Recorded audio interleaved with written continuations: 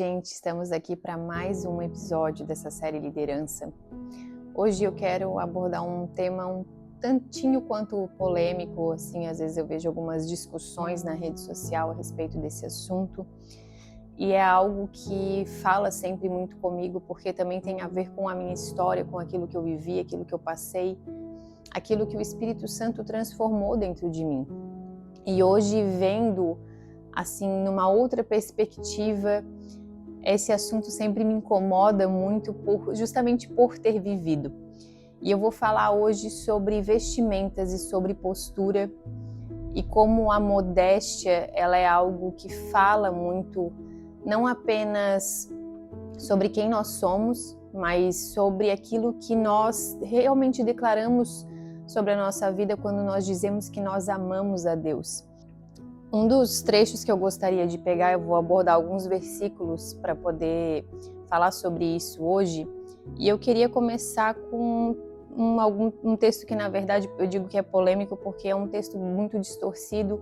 Eu costumo falar que as epístolas paulinas, as cartas paulinas pastorais, elas são muito distorcidas, eu até já preguei sobre isso. Inclusive tem uma dessas pregações aqui no meu canal, que eu falo sobre autoridade feminina e masculina, e há muita distorção sobre o que Paulo falava, porque as pessoas elas têm a mania de pegar alguns versículos, tirarem totalmente do contexto, sem entender o que se passava naquela região, naquela época, naquela cultura, e elas querem colocar aquilo ali de uma forma que traga o entendimento, só que fora do contexto.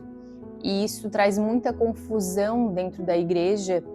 Não é uma novidade, na verdade, eu costumo falar que a Bíblia ela não se contradiz. Então, quando a gente acha que tem algo se contradizendo na Bíblia, nós precisamos rever, estudar melhor, pedir mais revelação do Espírito Santo, porque a palavra de Deus ela nunca vai se contradizer. E aqui é exatamente sobre isso, porque em 1 Timóteo 2, 9 e 10 especificamente, está falando sobre o adorno da mulher e falando sobre modéstia. E nunca foi dado como um problema o se enfeitar da mulher, o se adornar. Inclusive nós temos, na verdade, não apenas da questão feminina, não apenas da mulher, mas, por exemplo, de joias, nós temos na história de José. Inclusive é uma história que eu gosto de citar bastante sobre a questão das vestes, porque é encantador, assim, como a história dele mostra a troca de vestes e o quanto isso tem significado espiritual e realmente para a fase daquilo que ele estava vivendo. Mas, por exemplo, fala também sobre as joias, sobre o anel. A história de Rebeca também fala dos presentes que ela ganhou, as joias. Então, as joias não são um problema, o adorno não é um problema. Inclusive, quando se faz referência à igreja que está esperando Cristo como noiva, como uma noiva adornada, né? Então, é como eu falo, não há contradição na Bíblia. Então, quando a gente tira esse texto aqui de contexto, nós temos problemas de interpretação e, consequentemente, daquilo que realmente deveria ser passado, que deveria ser transmitido. E agora eu gostaria de ler aqui com você, eu estou lendo na versão NVT, e diz a seguinte coisa: da mesma forma, quero que as mulheres tenham discrição em sua aparência, que usem roupas decentes e apropriadas, sem chamar atenção pela maneira como arrumam o cabelo ou por usarem ouro, pérolas ou roupas caras. Pois as mulheres que afirmam ser devotas a Deus devem se embelezar com as boas obras que praticam. Essa carta pastoral de Paulo, aqui em 1 Timóteo, ele estava corrigindo problemas, que estavam acontecendo naquela igreja, naquela comunidade, naquela cultura. Então, são correções específicas. Quer dizer, então, que nós podemos pegar essa questão da modéstia e falar apenas sobre mulheres? Claro que não. Quando nós falamos de modéstia, nós estamos falando sobre as pessoas que servem a Deus. Isso aqui é algo que estava acontecendo naquele contexto, naquela cultura e época. Então, as mulheres usavam os adornos para uma autoafirmação. E nós não podemos, por exemplo, pegar algo apenas do masculino ou do feminino e separar e achar que nós só podemos tirar ensinamentos e como manual mesmo apenas disso. porque não faria sentido, por exemplo. Então eu como mulher, eu não posso tirar ensinamentos da vida de Moisés, de José, de Davi, sabe? Isso não existe biblicamente falando.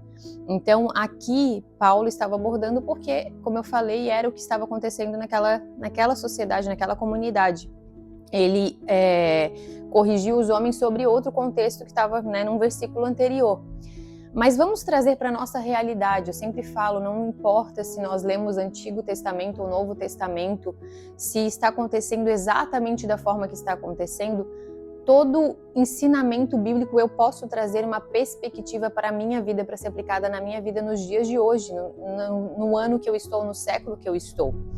E isso é sobre a mesma coisa. Aqui o problema era a autoafirmação, aquilo que elas estavam querendo chamar a atenção. E hoje, no contexto em que nós estamos vivendo hoje, historicamente falando, nós vemos isso no masculino e no feminino, na questão das vestimentas, na questão da falta de modéstia. Então, a gente vê, e eu falo por experiência própria, por isso que eu falei que eu tenho algo particular assim com isso que eu estou ministrando hoje, porque nós temos essa necessidade de autoafirmação quando nós não somos curados, nós não somos tratados, e muitas vezes mesmo quando nós servimos já a Deus, podemos servir Deus já numa longa caminhada, servir no ministério, mas quando nós não temos total conhecimento da paternidade de Deus, nós temos essa necessidade de autoafirmação. Muitas vezes ela pode ter vindo por rejeições paterna, materna, ou de um relacionamento amoroso, e eu trago isso para a minha aparência física. E as pessoas, elas têm usado disso para expor os seus corpos. Só que nós precisamos entender o fato e a importância da verdade que nós carregamos quando nós dizemos que nós somos cristãos, que é realmente se parecer mais com Cristo, é realmente se preocupar em agradar o coração de Deus. E às vezes as nossas atitudes em relação à nossa postura e aquilo que vestimos não está condizente com aquilo que nós declaramos. E eu digo não está condizente porque, gente, não adianta nós falarmos que nós amamos a Deus, mas nós simplesmente não se preocupamos, nós não somos capazes de parar um minuto na frente do espelho e perguntar para o Espírito Santo se aquilo que estamos vestindo agrada a Ele.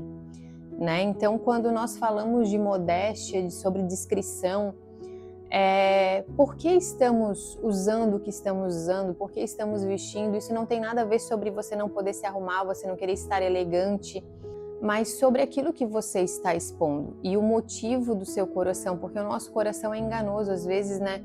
Nós temos uma coisa que eu falo assim, é polêmico, porque eu sei, por exemplo, é muito fácil a gente falar, mas por exemplo, eu vou para academia e eu vou usar um top porque eu sinto calor. Eu já usei muitas vezes essa desculpa, só que se a gente não se preocupa, que a gente não pode, por exemplo, passar um calor um pouco a mais, de colocar uma roupa um pouco mais que está cobrindo o nosso corpo, que é templo do Espírito Santo, e eu não posso passar esse calor para preservar essa imagem e agradar o coração de Deus, o que está à frente? Seria, então, o altar que eu dou a mim mesma, a minha vontade, ao meu conforto? E eu não falo apenas das mulheres, e por isso que eu digo aqui que é muito importante nós entendermos que os ensinamentos bíblicos, eles não se distinguem, se eles são manuais. Então, quando a gente se fala por decência, a gente tem que cuidar aquilo que a gente está causando ao outro.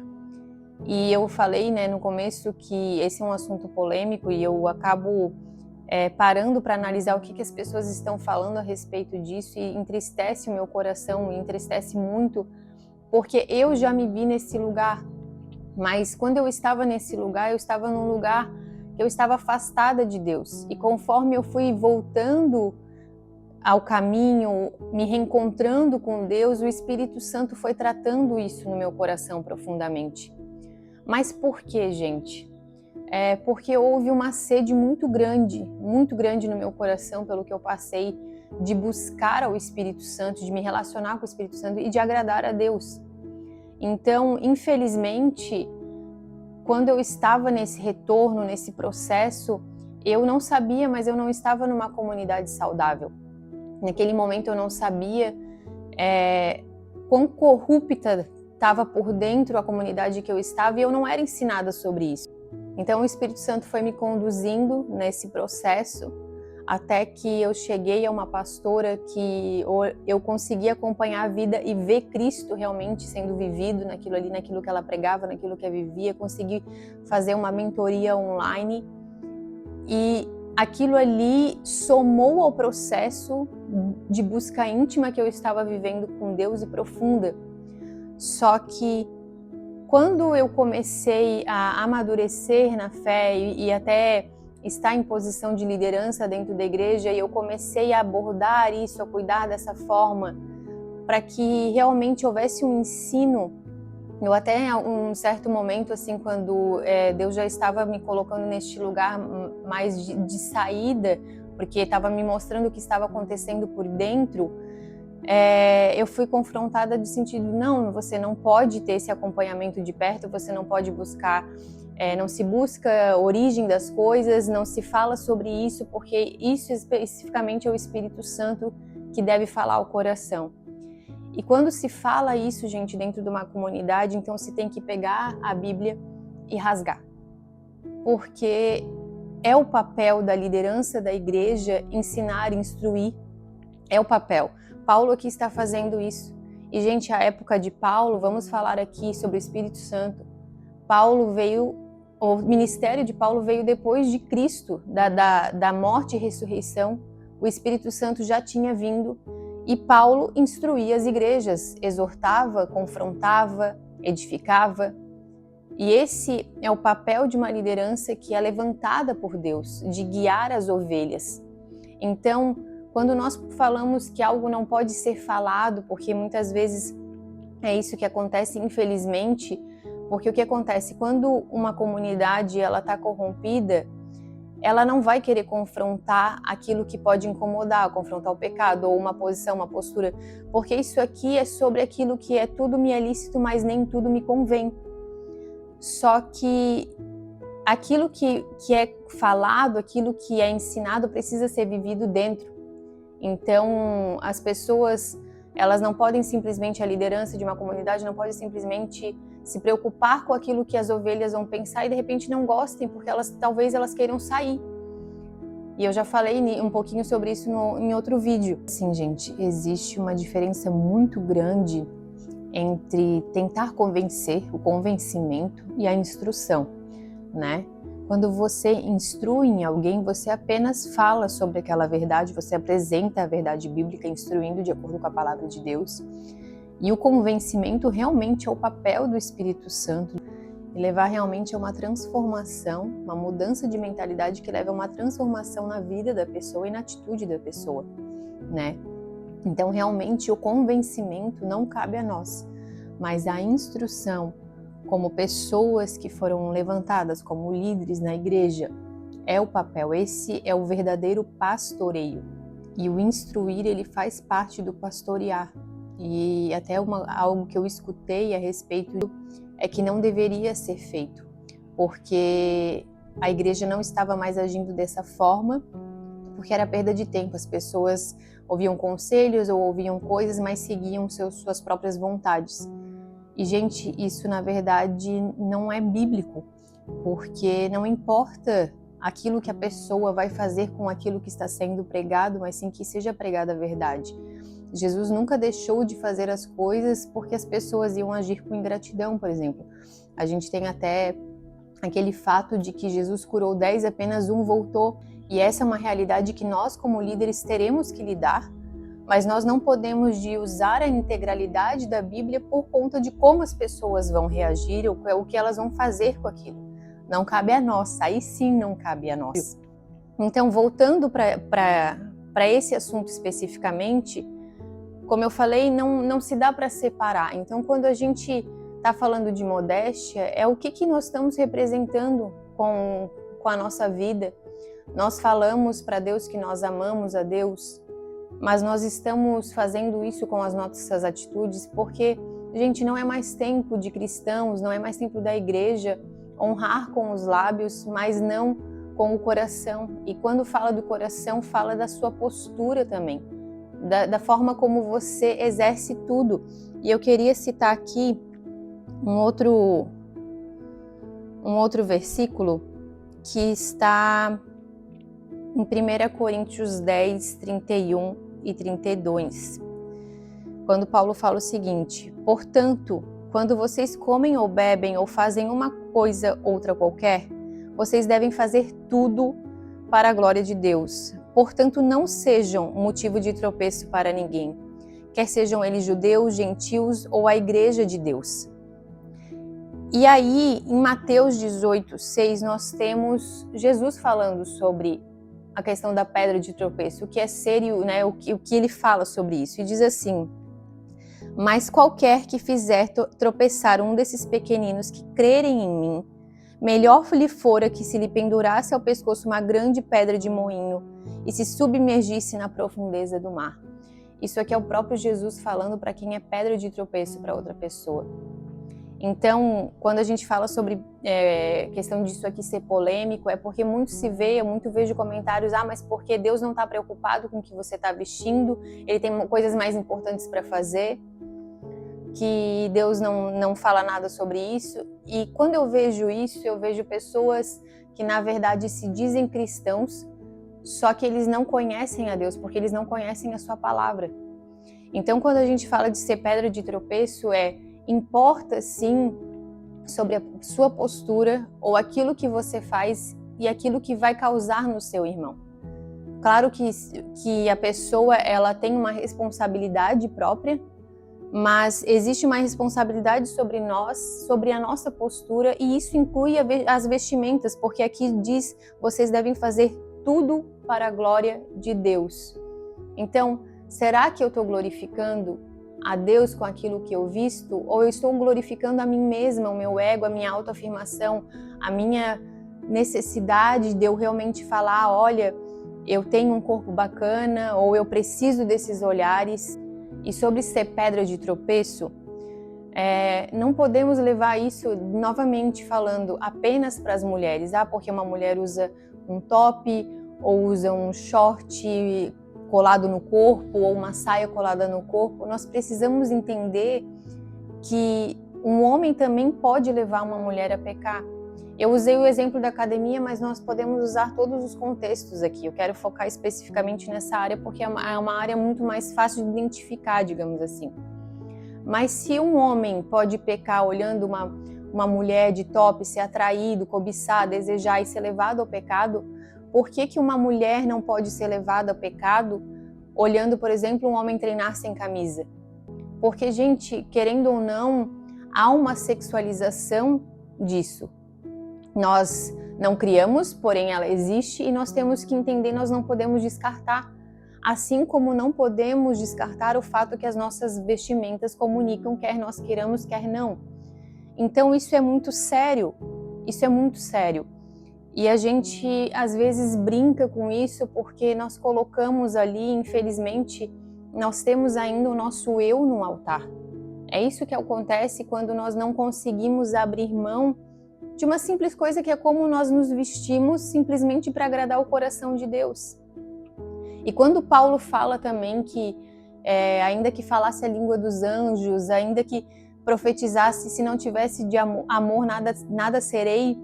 Quando fala de amor, gente, também você coloca aquilo que eu falei sobre o amor a Deus, porque você pode servir na igreja, você pode ter muitos dons, você pode falar em línguas, mas se você não ama a Deus com as suas atitudes, você nada é. Então, nós precisamos entender a importância disso. E um outro ponto que eu gostaria de abordar é sobre a questão da honra. Com as nossas vestimentas, com a nossa postura, também é a forma não apenas que nós honramos a Deus, mas como nós honramos o nosso marido ou a nossa esposa, né? E talvez você pense assim: Miriam, mas eu não sou nem casado, sou solteira. E gente, a pessoa, você já nasceu, certo? E se Deus tem o casamento para você, se Deus tem esse plano para sua vida, a pessoa também já nasceu, ela não precisa estar ao seu lado para você já estar honrando ela. E talvez você fale assim: mas eu já sou casado, meu marido não se importa que eu use a barriga de fora, que eu treine de top. E isso, na verdade, deveria ser um ponto de atenção ser levado no seu relacionamento, porque até se há um motivo de gostar, de ter realmente essa coisa de querer expor, e isso vem muito dessa cultura deste tempo, em que, por exemplo, muito mais na questão do feminino, né? A mulher é colocada como um troféu, o corpo da mulher, a beleza da mulher é colocada como um troféu. Na verdade, de muito tempo já isso, mas agora é mais voltado para a questão dessa exposição do corpo realmente, né? Da falta da modéstia e a exposição do corpo. Então, se o seu marido, por exemplo, gosta que você exponha o seu corpo e ele se sente bem com aquilo, é porque você está, infelizmente, sendo num lugar de tipo um troféu, um objeto. Isso não é bom, isso precisa ser realinhado com a palavra de Deus também.